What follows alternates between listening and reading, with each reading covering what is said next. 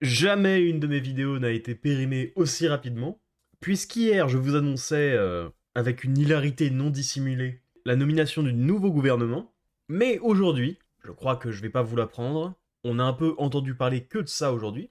Ce matin, notre brave Sébastien Lecornu a remis sa démission à notre très cher président Monsieur Macron, qui a donc été accepté, et la journée a été extrêmement dense en réactions, en discussions. Mais avant ça, qu'est-ce qui s'est passé? Hier soir, après la révélation des noms, Bruno Retailleau a posté ce tweet. La composition du gouvernement ne reflète pas la rupture promise.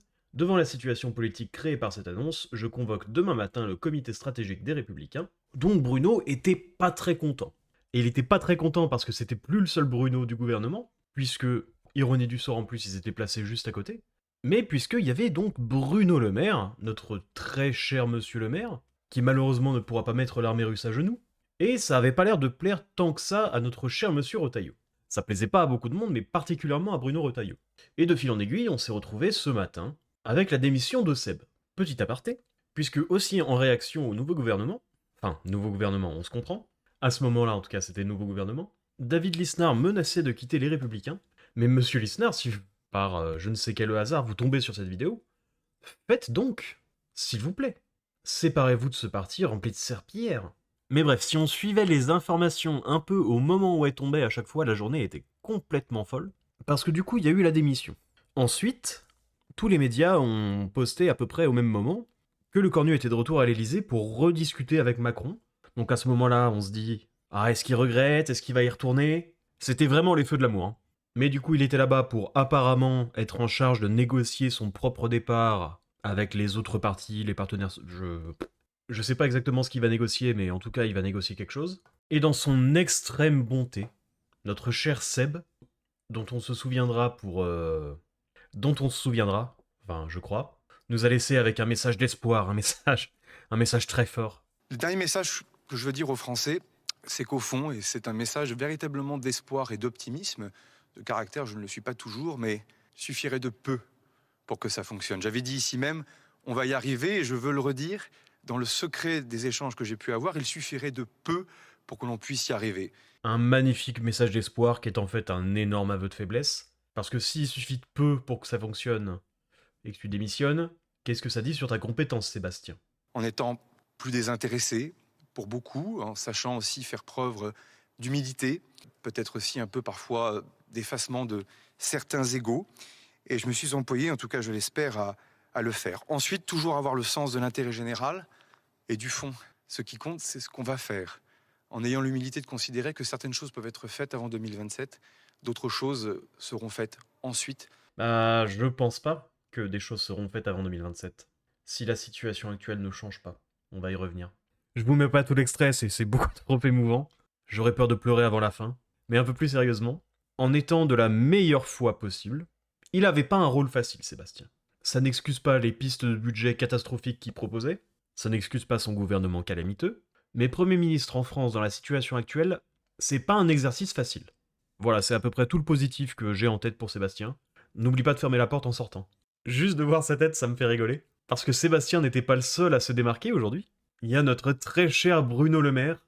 On peut vraiment pas la lui faire à Bruno, parce que voyant le Cornu démissionner, il s'est dit non mais attends, moi on va me virer moi? Non non non. Je suis pas viré moi, je démissionne, d'accord? Il voulait juste qu'on parle de lui, je pense. Et dans l'après-midi, il a donc publié ce tweet, qui est pareil, hein, c'est tout simplement magnifique. Baudelaire, Balzac, par rapport à Bruno, c'est pas grand-chose. Mais le tweet. Ma décision de rejoindre le gouvernement a été prise uniquement par esprit de mission, dans des circonstances géopolitiques graves, pour servir la France et les Français. Je constate que ma décision provoque chez certains des réactions incompréhensibles, fausses et disproportionnées. Les réactions en question, qu'est-ce qu'il fout là, lui? Aucune situation individuelle ne doit bloquer le bon fonctionnement du pays et de nos institutions. Dans ces conditions, j'ai proposé en fin de matinée au président de la République de me retirer du gouvernement sans délai et de transférer mes responsabilités de ministre des Armées au Premier ministre. Le président de la République a accepté ma proposition. Il a vraiment le sens du sacrifice, hein, Bruno. Je m'étais promis de pas pleurer, putain. Qu'est-ce qu'il est ridicule, le pauvre. Je souhaite que cette décision permette la reprise des discussions en vue de former un nouveau gouvernement dont la France a besoin. Mon engagement au service de la France et des Français restera toujours animé par le souci de l'intérêt général et de l'État. Il pouvait pas s'en empêcher. Mais je crois que pour Bruno, l'esprit de mission et l'intérêt général, ils ont quand même très très très bon dos. Parce que notre pays est si bien fait que le fait d'avoir son nom écrit pendant 14 heures à peu près sur un papier va lui rapporter 28 000 € sur 3 mois. Ça, c'est de l'argent bien mérité. Bravo mon nono. Après, honnêtement, je dois vous avouer que je suis un peu déçu qu'il soit pas dans le gouvernement, parce qu'après la perte de Bayrou et de Lombard au Mercato, un petit Le Maire, ça aurait fait du bien quand même. On a déjà le Mozart de la ruine, un petit Ronaldo de la dette, ça serait quand même vraiment pas mal. Mais donc au fil de la journée, on a quand même eu droit à, comme je vous ai dit au début de la vidéo, beaucoup de réactions et de discussions, beaucoup d'appels à la dissolution, à la démission. Quitte à choisir une réaction, j'ai pris celle du politicien pour qui j'ai le plus d'estime, qui est donc Monsieur Lisnard. L'intérêt de la France commande qu'Emmanuel Macron programme sa démission, pour préserver les institutions et débloquer une situation qui était incontournable depuis la dissolution absurde. Il est le premier responsable de cette situation. De nouvelles législatives devront suivre l'élection du nouveau président, à l'issue d'une campagne électorale qui confrontera démocratiquement des projets forts. La Ve République et l'avenir de notre pays sont en jeu. Et là, je sais pas trop quoi penser. Enfin, je suis d'accord avec ce que dit David. Macron n'a plus aucune légitimité politique à être président. Mais à la question « est-ce que j'ai envie que Macron démissionne ?», tout de suite maintenant, j'ai une réponse un peu compliquée, on va dire. Parce que si on isole la question dans une espèce de bulle, un système fermé, est-ce que j'ai envie que Macron soit président plus longtemps ? Non. Il nous reste à peu près 1 an et demi à tirer avec lui, ça, c'est très long. Ce serait beaucoup trop long. Mais quand on réintroduit la question dans le cadre politique dans lequel on vit actuellement, pour le remplacer par qui ? Un président de gauche, c'est la faillite en 5 jours. À droite, les seuls qui ont une chance, c'est au RN. On a vu ce que ça donnait sur le plan économique. Et après, c'est du Attal ou du Philippe, qui sont des Macron bis. Donc me débarrasser de Macron, en soi, avec plaisir. Moins je le vois, mieux je me porte. Mais j'ai bien peur que ce qui suive après soit pas beaucoup mieux. Mais pour reprendre sur le sujet en lui-même et pas les réactions. Comme toujours, ce genre d'annonce a des impacts sur le marché, et notamment, le sujet plus pertinent, sur la dette. La dette à 10 ans a fait un petit saut aujourd'hui, plus 1,71%, ce qui représente la bagatelle de 2 milliards de charges de la dette en plus. En une journée, c'est pas mal, bien joué. Et pour le CAC 40, je vous laisse deviner à quelle heure l'annonce a été faite. Petit indice, c'est plutôt vers le début de la journée. Et ce sont les valeurs bancaires qui ont le plus souffert en tant que secteur, en tout cas, ce qui est assez classique dans ces scénarios. Et en fin de journée, Manu a apparemment communiqué qu'il prendra ses responsabilités en cas d'échec des ultimes négociations de Sébastien Lecornu. Quoi que ça veuille dire, parce qu'il parle très souvent de prendre ses responsabilités, mais on le voit très rarement le faire, donc on sait pas exactement à quoi ça ressemble. Voilà pour la chronologie de la journée, disons. Micro-info bonus, Jean Castex sera peut-être pas nommé à la présidence de la SNCF. Voilà, c'est cadeau, ça fait plaisir, c'est la maison qui offre. Mais voilà. J'ai vu des mentions d'article 16, comme juste là d'ailleurs. Donc Macron s'octroierait les pleins pouvoirs. Je pense que s'il fait ça, il est décapité dans la minute. Donc c'est pas vraiment une inquiétude que j'ai. Non, franchement, aujourd'hui je me suis vraiment bien marré à suivre l'évolution de ce truc. C'était, comme j'ai dit au début de la vidéo, vraiment les feux de l'amour. Mais je sais vraiment pas où ça va nous mener tout ce truc. Je vois pas vraiment Macron démissionner. Je le vois pas particulièrement faire de compromis.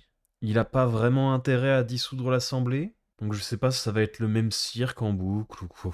Je sais pas. Très honnêtement, je sais pas où ça va nous mener tout ça. Mais en tout cas, j'ai pas peur. Et je vous encourage à ne pas avoir peur non plus. Surtout si vous n'avez rien à cacher, comme dirait l'autre. Parce que normalement, si je ne dis pas de bêtises, demain est le dernier jour avant lequel il fallait proposer un budget. Pour qu'il commence à être voté une semaine après.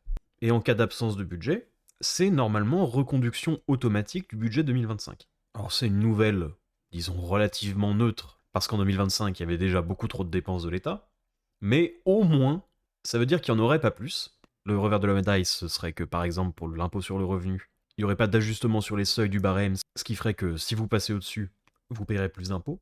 Mais on est à un stade où je me dis que c'est peut-être pas une si mauvaise solution que ça, même s'il nous faudrait un système de shutdown comme aux États-Unis. Mais voilà. Essayez de prendre tout ça avec humour. C'est beaucoup trop ridicule pour ne pas en rire, franchement. Prenez bien soin de vous, et à la prochaine. Si la vidéo t'a plu, n'hésite pas à t'abonner, à regarder une autre vidéo, à faire un petit passage sur la chaîne principale, à liker et à commenter.